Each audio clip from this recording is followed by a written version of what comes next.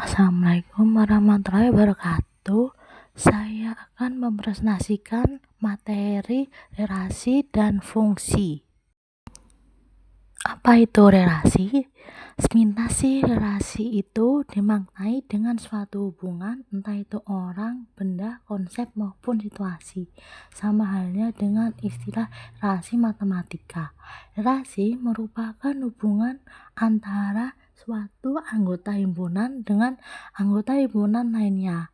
Himpunan A dan himpunan B dikatakan memiliki relasi jika ada anggota himpunan yang saling berpasangan.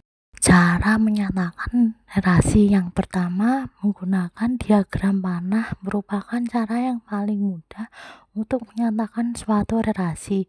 Diagram ini membentuk suatu pola dari suatu relasi ke dalam bentuk gambar anak panah yang menyatakan hubungan antara anggota himpunan A dengan anggota himpunan B. Contohnya, ada 4 orang anak yaitu Ali, Siti, Amit, dan Rizky. Mereka diminta untuk menyebutkan warna favorit mereka. Ali menyukai warna merah, Siti menyukai warna ungu, Amit menyukai warna hitam, dan Rizky menyukai warna merah. Dari hasil uraian tersebut terdapat 2 buah himpunan. Himpunan pertama adalah himpunan anak, kita sebut himpunan A, dan himpunan yang kedua adalah himpunan warna, kita sebut himpunan B. Himpunan antara A dan himpunan B dapat diilustrasikan dengan gambar berikut. Jadi, melalui gambar tersebut dapat disimpulkan bahwa diagram panah di atas merupakan relasi antara anak dan warna yang mereka sukai. Relasi antara keduanya dapat dinyatakan dengan panah-panah yang dipasangkan anggota himpunan A dan anggota himpunan B. Cara yang kedua yaitu himpunan pasangan berurutan. Selain dengan menggunakan diagram panah, suatu relasi juga dapat dinyatakan dengan menggunakan himpunan pasangan berurutan. Caranya dengan memasangkan himpunan A dan B secara berurutan. Kita dapat mengambil contoh seperti diagram panah tadi. Dari uraian di atas, kita dapat menyatakan relasinya dengan himpunan pasangan berurutan sebagai berikut. Ali merah, Siti ungu, Amit hitam, dan Rizky merah. Jadi relasi antara himpunan A dengan himpunan B dinyatakan sebagai himpunan pasangan berurutan XY dengan X anggota A dan Y anggota B.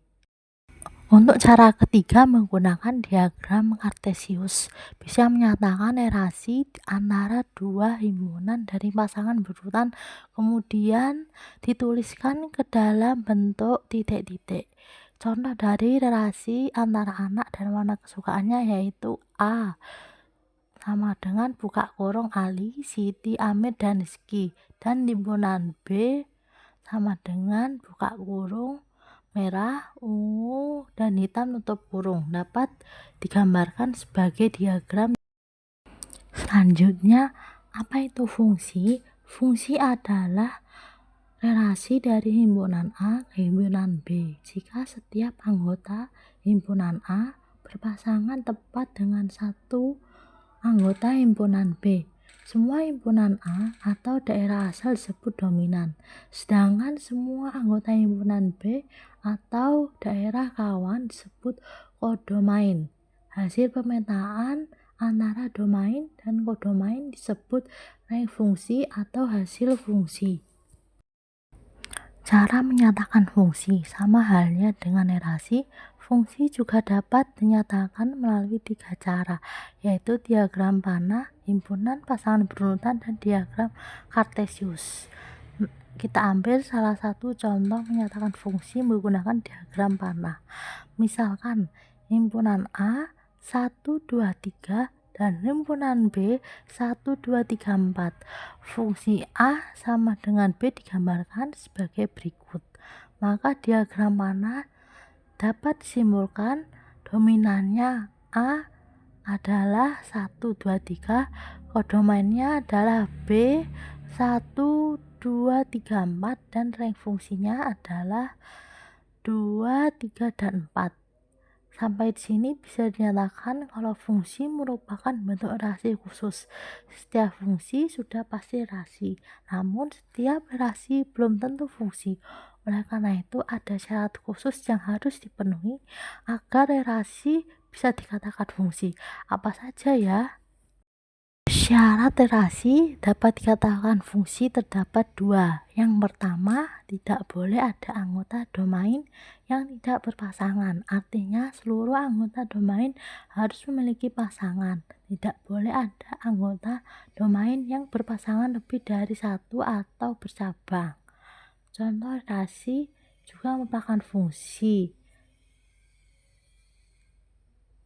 Oke, kita lihat dari gambar yang paling kiri dulu ya. Dari gambar kiri nggak memenuhi syarat fungsi karena ada satu anggota domain yang berpasangan lebih dari satu, yaitu A3 yang berpasangan dengan B1 dan B4. Jadi gambar kiri bukan termasuk fungsi. Lanjut, kita bergeser gambar tengah, kebalikan dengan gambar kiri nih, di mana satu anggotanya nggak setia. Kalau gambar tengah ada satu anggota yang jomblo alias nggak punya pasangan. Jadi gambar tengah bukan termasuk fungsi. Kalau relasi pada gambar kanan dinyatakan fungsi karena setiap anggota domainnya berpasangan satu-satu. Jadi nggak ada yang punya pasangan double, apalagi Jones. Paham ya sampai di sini? Terdapat jenis-jenis fungsi, ada 3. Di antaranya fungsi injektif, surjektif, dan bijektif. Apa aja bedanya? Yang pertama, fungsi injektif adalah fungsi yang anggota domainnya hanya boleh berpasangan dengan satu domain. Pada fungsi injektif, anggota kodomainnya juga boleh tidak memiliki pasangan. Contohnya seperti gambar berikut. Dari gambar tersebut merupakan contoh injektif karena anggota kodomainnya B berpasangan dengan satu-satunya anggota domain A. Meskipun ada satu anggota kodomain yang tidak berpasangan, yaitu 4, fungsi di atas masih bisa dikatakan fungsi injektif ya.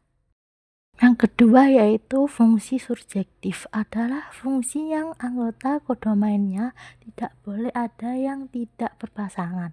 Pada fungsi surjektif, anggota kodomainnya boleh berpasangan lebih dari satu dominan. Contohnya seperti gambar berikut. Dari gambar tersebut, fungsi subjektif karena setiap anggota kodomain B gak ada yang jomblo alias punya pasangan dengan anggota domain A.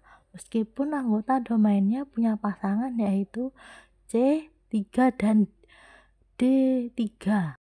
Jenis yang terakhir yaitu bijektif, adalah fungsi yang anggota kodomainnya tidak boleh ada yang tidak berpasangan dan setiap anggota kodomain harus berpasangan dengan tepat satu anggota dominan. Contohnya seperti gambar berikut.